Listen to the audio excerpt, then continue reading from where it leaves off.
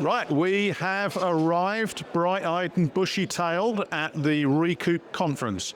And immediately I've got the opportunity to talk to Stuart, who is the CEO of RECOUP. And what we're going to find out is what the conference is all about, what some key takeaways, maybe some trends in the industry, and how our audience can get involved if they would like to. So, Stuart, please introduce the conference to us. What's it all about? So first thing is, it's great to welcome so many people back to Peterborough again. We've been running the RECOUP Conference here for over a decade, and it goes from strength to strength. We've got over 330 people here today from all the way across the plastic value chain, with a focus on plastic circularity, sustainability, and preventing plastic pollution. Yeah. So we speak to the producers, manufacturers, retailers around their challenges and issues. We speak to the waste management companies and local authorities, and we also deal with the equipment manufacturers, NGOs, and everything in between. And the great thing is they're all here in the room at the same time to really work together to find a way forward. Brilliant. And give us some of the subjects that are going to be discussed today. What are the sort of topics that are contemporary for this conference?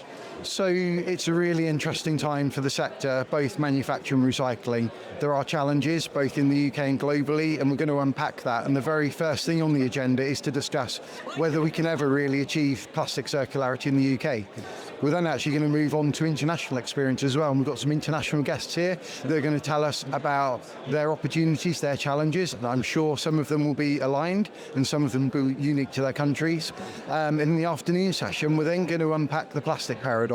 So we're going to look at the green claims and the greenwashing, the data and the science behind where we're trying to get to, and is it actually the right approach? And certainly around that, the policies that are coming through as well. I'm very pleased to say at the start of the day we have the new DEFRA PAC UK lead introducing himself to the audience as well. Right, brilliant. Well, our audience at the Sustainable Engineering Alliance are original equipment manufacturers across all industries.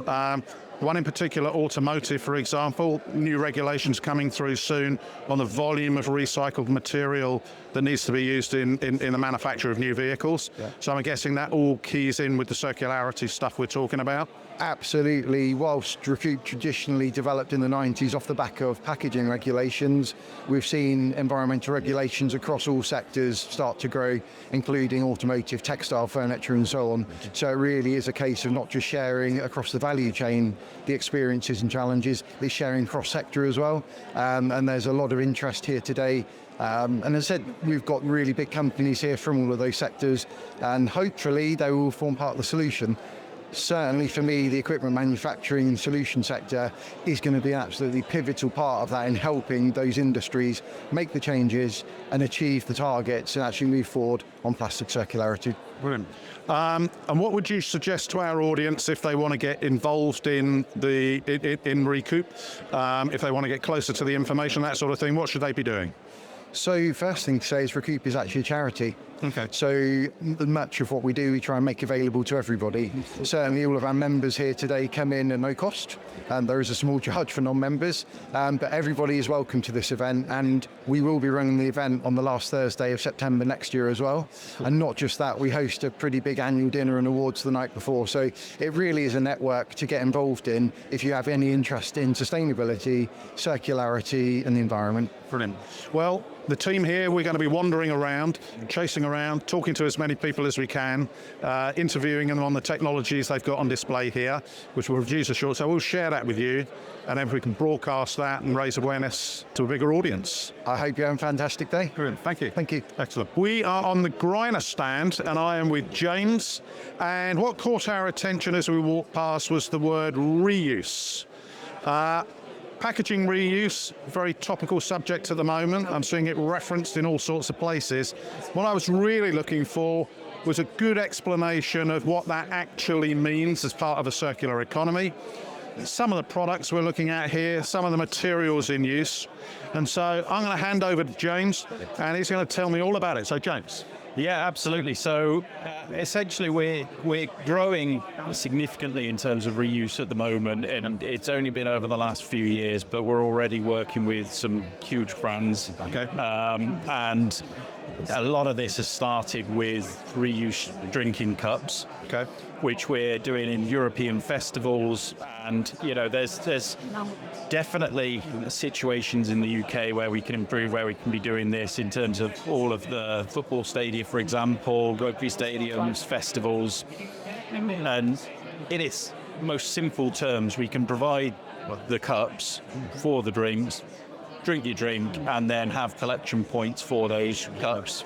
It can include RFID tags to make sure that we can account for where those cups are, how many are coming back, how many wash cycles they've been through, and obviously then recycle them back into another reuse drinking cup. Is certainly the true circular picture. So we've got our new meal boxes as well, which are fantastic. So we've got 4 pieces, but these different pieces come apart, and you can have a number of different sizes. You can have different size lids. So. And the idea behind these industrial kitchens, food service, you could be talking hospitals, you could be talking, schools and environments like that, food service, restaurants. But you can get anything from an extra large to a really small box, dependent on, different ages of children, nutritional requirements, whatever it may be. And again, really robust piece of kit. Really easy to, add an RFID tag in there, track it through, and make sure that it goes through the right process. It's cleaned accordingly. Good. So another one that we're looking to introduce in the very near future as well. And you mentioned a couple of applications there. You said hospitals, you said stadiums and things like that. I'm wondering, could it extend to like in-flight meals and things like that? Where else do you see it being used? Yeah, I think there's a number of different applications that it could be used in. I don't see why it couldn't necessarily within flights, possibly around the commercial microwaves. They probably, I don't really know whether it would work in that environment. But there are certainly hundreds of different, race courses, for example, festivals, and a number of different areas it could work within. Okay, well, a fascinating insight into the concept of reusable plastic packaging for food and drink. So thank you very much for your time, and we now know an awful lot more. Thank you. Thank you. Right, we are on the Avery Dennison stand. I am with James, and as we were walking past, what caught my eye was Clean Flake.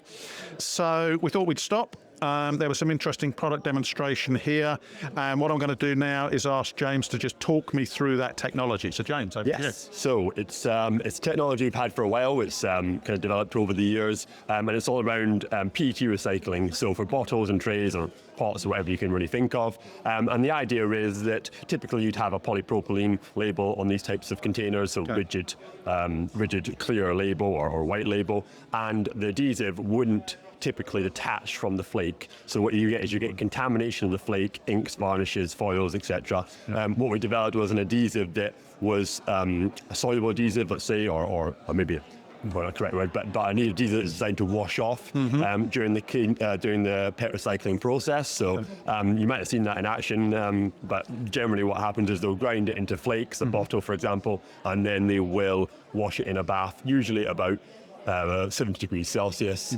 and the adhesive deactivates, and what will happen is your PET flake will sink to the bottom due to a higher density, and your polypropylene, and this one's been specifically designed with this in mind, will float to the top. So you get separation. So any sort of print on there doesn't contaminate the flake. So that was the original idea, and it's been around for a while, worked really well. A lot of brand owners use it, some unknowingly, and actually it's really helped circularity for PET. But what we've since done recently is we've taken that same product and we looked at HDPE type containers, and this was interesting because the wash temperatures for most of these is actually a cold wash, so 40 degrees rather than 70. The problem we have as a company that designs adhesive materials is that at 40 degrees it's quite hard to wash stuff off at that temperature. And as you can imagine, if you had a shampoo bottle with something that washed off at 40 degrees, the minute you put it in the shower, your label's coming off. So it's a bit of a challenge for us. So what we typically have looked to do was develop something else. But as part of that process, we actually put a whole bunch of HDP bottles for a semi-industrial trial, 5,000 bottles, with standard clean slate labels on it, just to see what happened. Okay. And as you would imagine, the wash-off activates at 70 degrees, and they were washed at 40. So the wash-off element didn't do what it was supposed to do for that process. That was what we expected. But what we found was there was a grinding friction element to HDP recycling, which actually did remove the label. So it wasn't a wash-off. When we looked at it in great detail, for the HDP, it was a mechanical motion. Yeah. And then once you had the flake and the label removed, they would then use some air jets to effectively blow the label away from the flake. Right. And I know that you might be thinking, well, you haven't really done anything there, you just tested it. But what's interesting was originally Recyclast Design for Recycling Guidelines had requested a wash-off adhesive. Now if you look, they say a releasable adhesive. So they've taken on board that kind of testing and the conclusions from that study. So it's a big change for us, and we can say to our customers, if you use our labels with HDP containers, then they will remove from the container, which we know isn't the case for all labels. Some labels it's too strongly bound to it. So it's trying to find that balance between something that sticks to the HDP but is weak enough that it can separate during the process. Right. So it's a kind of bit of a wonder product for us, clean fit, all in one. You can stick it on glass, you can stick it on aluminium, you can stick it on steel. We're trying to make circularity as easy as possible. Fantastic. Well, that's a perfect introduction to that technology.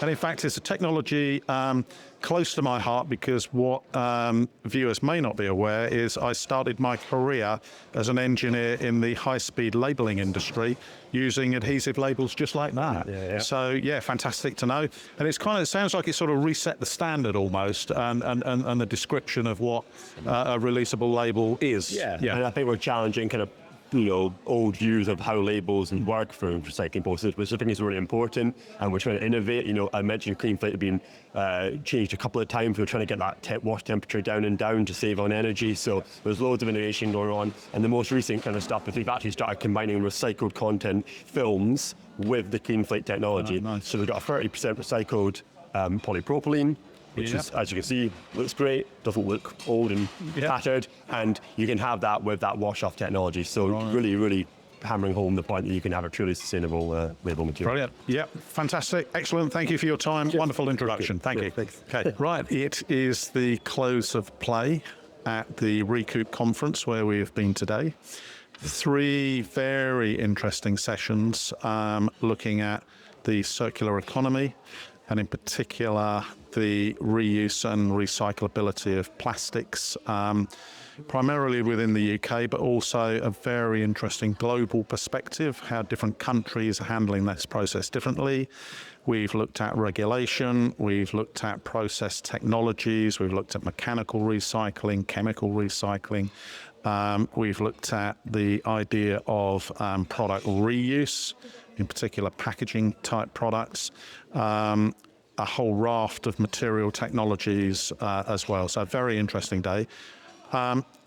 Most importantly, however, we've also been in conversation with a lot of people, a lot of delegates and a lot of exhibitors in terms of the services that the members of the Sustainable Engineering Alliance provide, their technologies, their processes, their IP.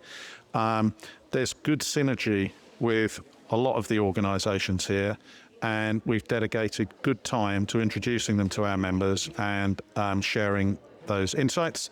And we will be contacting the companies we've been speaking to put the 2 organisations in touch. So a very productive and useful day.